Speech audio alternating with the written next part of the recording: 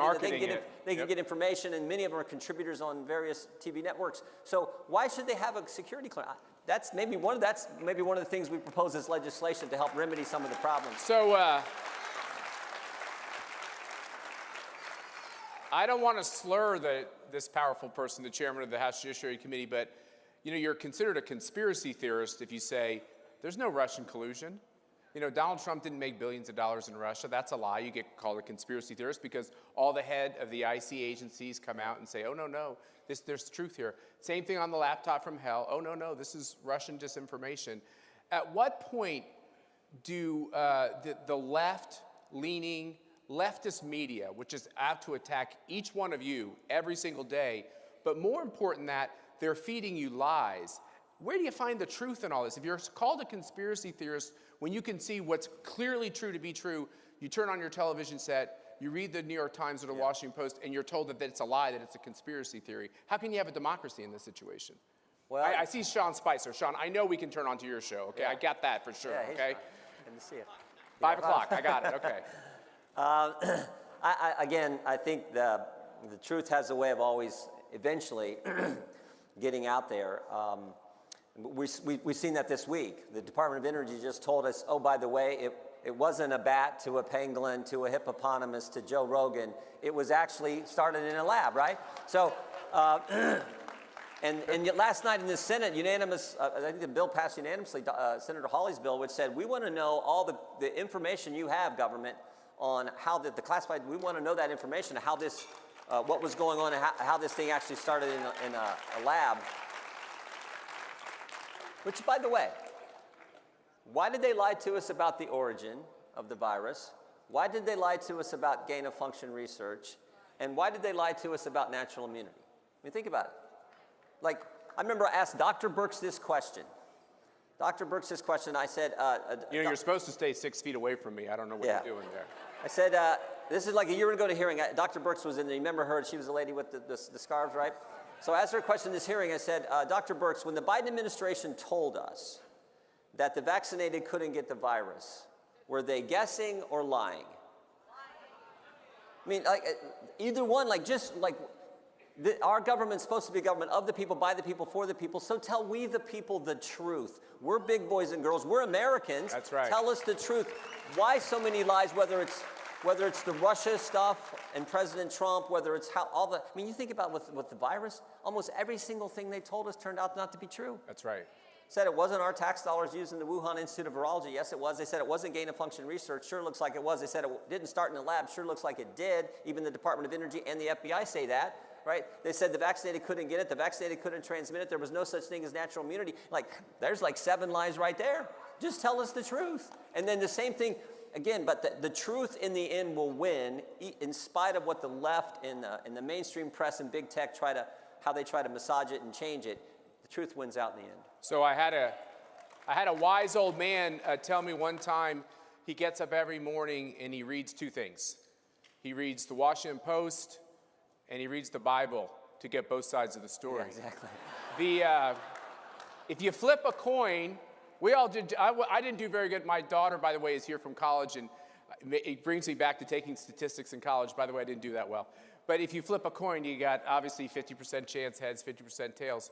So if they're always wrong about the big things, the media, the mainstream media, this leftist media, if they're wrong about all the big things all the time, you'd be better off flipping a coin. There has to be some intent to this. You can't just always get it wrong and then get an award. Yeah, no, it's the template. The left tells the lie, as I said before.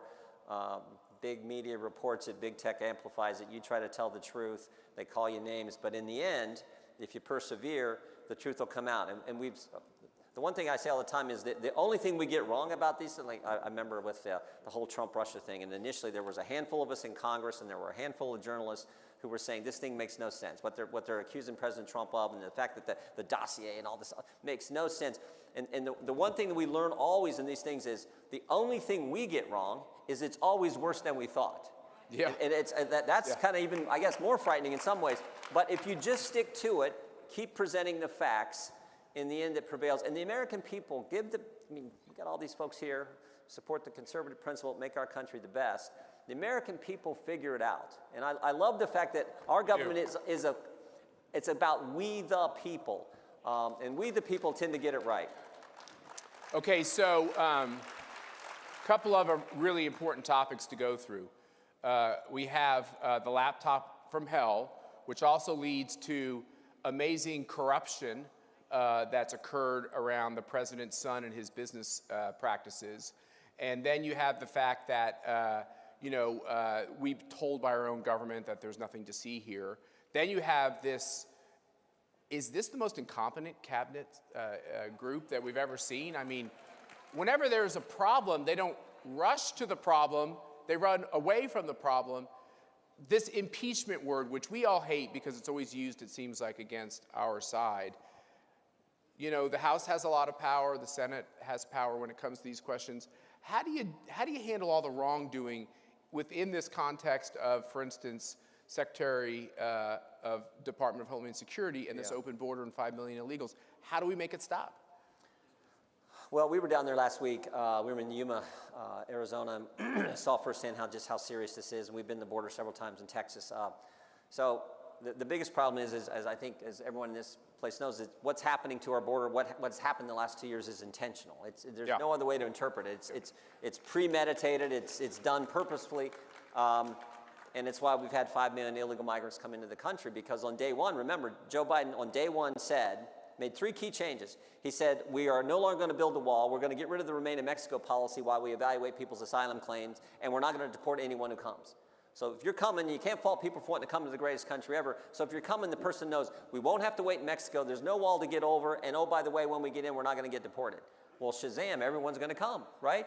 But he made that decision on day one. What we tried to do last week was show why it matters. We know how it happened. We know how to fix it. You got to enforce the law and put back in place those policies that were working in the previous administration. But why it matters is that's what we heard from last week. And maybe the best witness we had was the hospital administrator in Yuma, who said there are been multiple times where American families right there in the Yuma area couldn't go to the hospital, to the maternity ward to deliver children because there were so many migrants. And God bless you, we're going to help them. They're going to deliver kids. Obviously the hospital is going to help them, but they had to go to Phoenix or San Francisco or San Diego, excuse me. And that's all coming to the country, the rest of the country. So is this idea, some of your colleagues are saying we should impeach Mayorkas? Many are saying that. What I've said is, look, that's a decision that the entire conference has to make with Speaker McCarthy and the whole team. Does he warrant? Is it warranted? Certainly. Can I ask you all, what do you think? Impeach Mayorkas? Yeah. So we plan on passing legislation to in the next 4 or 5 weeks out of the committee that we think, if implemented, and again, that's the fundamental problem, if implemented would fix the situation. But I just don't think this administration is going to do it. When we had this battle to see who the next speaker was going to be, one of the pleasant parts of that, despite the mainstream media getting it wrong, sometimes you have family squabbles, and sometimes something good comes out of it. Yep. All those images, by the way, I only watch C-SPAN. I try not to watch too much other stuff. But the images you could see coming out of the floor was some, pretty far on the left members working with some people pretty far on the conservative side in our conference. And they started coming together and talking because they had a shared commonality in the fact that anybody in leadership, I mean, Nancy Pelosi did amazingly things in leadership that no one's done to try to stop free speech in the House of Representatives. They had a commonality of, hey, what's so wrong about having amendments and people being able to offer things? Do you see that as an outgrowth of what happened with that? I do. I think there's some positive there. There's in the history of our great country. Come on, say something nice about Sheila Jackson Lee. There's got to be something. Yeah, I always say in the history of our country, only about 12,000 individuals have had the opportunity to serve in the United States Congress. Yeah. And it is truly a privilege. And I think members take it that way.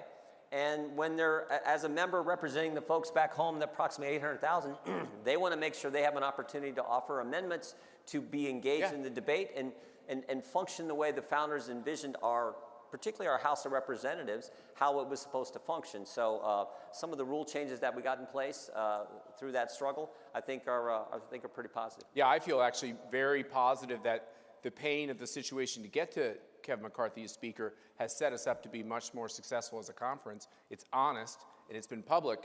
But yet there's also responsibility. You talk about the thousands of people who have served in the House. Should you be allowed to use your chairmanship to just say and do anything and purport these lies? Adam Schiff said over and over again on national TV, on the floor of the House of Representatives, in different hearings, that he knew of proof of Russian collusion. And he continued with this effort to hobble Donald Trump's presidency and to make false claims. At what point is there a responsibility of a new House majority to make sure that kind of stuff never happens again? Well, we're gonna focus on facts and truth. You're right. I think many of the things that the Democrats said about President Trump, and they did say about to say that you have proof of Russian collusion, you'd have to be lying. Yeah, it was just not accurate. So we're gonna work hard to make sure we don't do that, and we have the facts to back it up. But again, I point this out. In spite of all that, think about what President Trump got accomplished. Amazing. Yeah. I mean, the idea that they attacked him so much. I may have told this story here last year, but early in the administration, I remember Mark Meadows and I were in the West Wing there, early in President Trump's administration. I think we remember in Jared's office or some office, and they had a big whiteboard on the wall. You've seen the same. I know his office. That was Steve Bannon's office. Maybe it was. Yeah. So a big whiteboard on the wall, and they had literally listed every single promise that President Trump had made to the American people in the. And the problem with Trump is it was a really long list. It was, but they were checking them off. As he, cutting taxes, reducing regulations, getting out of the Iran deal, getting out of the Paris Climate Accords, conservatives on the court. You just go down the list, building a wall. That's how you're supposed to govern. So in spite of everything they did to him, he got things done because he focused on doing what he said he would do and sticking to the Constitution and doing things the way you're supposed to in our country. That's the attitude I think we have in the House. Under Speaker McCarthy's leadership. And that's the attitude we have to bring to bear, because if we don't have that attitude, as mean and tough as the left is, we're not going to make it. We've got to have that attitude if we're going to take on the left and what they're trying to do in the country. One final question, because we're over our time, and I've seen you control the time on your committee. You're pretty rigid, by the way. You make people talk fast. This whole idea of big tech, censoring us, shadow banning us. Basically, I know it's a legal argument, but the American people believe that that's an abridgment of their First Amendment rights, even if a lawyer will say, well, give you some kind of out clause on that.